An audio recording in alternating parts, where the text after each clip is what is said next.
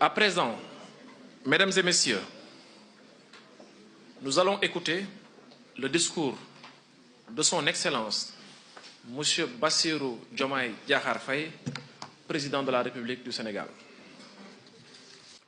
Le vent de changement qui a soufflé sous nos cieux traduit chez nos compatriotes un profond désir de justice sociale, d'épanouissement dans le travail et de liberté.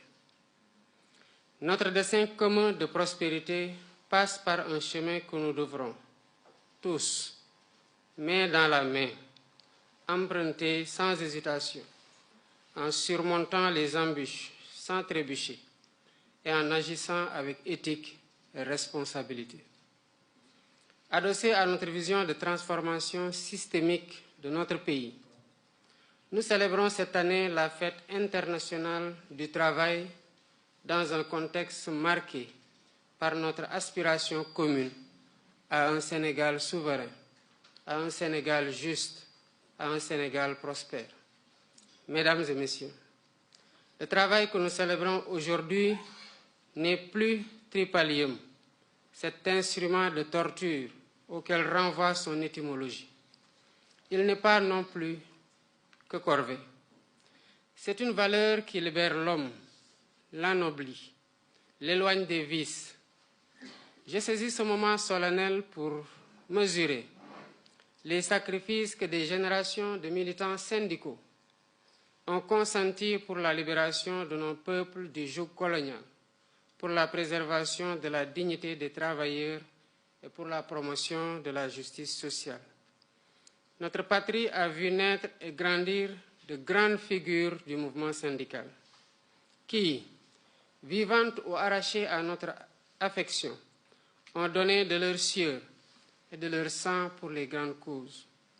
Chers partenaires sociaux, il me plaît donc d'adresser à toutes les travailleuses et à tous les travailleurs mes chaleureuses salutations et de leur témoigner ma profonde gratitude pour les efforts quotidiens consentis au service de l'entreprise, de la société et de l'économie nationale. Nous célébrons aussi la fête du travail dans un contexte économique et social assez particulier.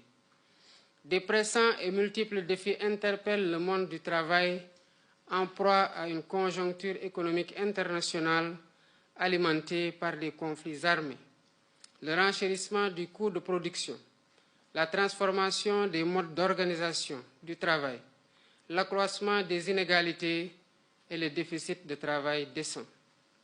Toutefois, notre pays a toujours su développer des mécanismes de résilience en s'appuyant notamment sur la valorisation du travail et des systèmes robustes de dialogue social et de protection sociale.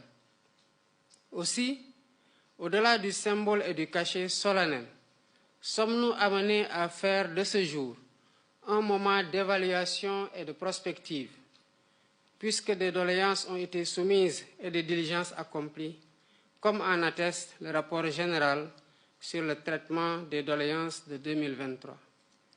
Je voudrais à ce titre me réjouir du regain de dynamisme en matière de dialogue social et de négociation collective constaté entre partenaires sociaux que nous sommes. Il a suscité chez les employeurs l'écoute et l'ouverture qui ont donné lieu à l'examen d'une plateforme revendicative minimale de la coalition des centrales syndicales du Sénégal sous l'égide du ministère en charge du Travail. De ces négociations, il est ressorti la revalorisation des salaires catégoriels, du salaire minimum interprofessionnel garanti, du salaire minimum agricole garanti et de la prime de transport. Je mesure à sa juste valeur la mise en œuvre du plan national de renforcement du dialogue social, notamment dans son volet formation des acteurs sociaux dans les différentes branches d'activité. Concernant la réactualisation des conventions collectives, j'encourage les travailleurs et les employeurs à poursuivre, voire accélérer le processus d'évolution du droit négocié et son adaptation aux mutations du marché du travail. Chers partenaires sociaux, dans le but de moderniser et de rationaliser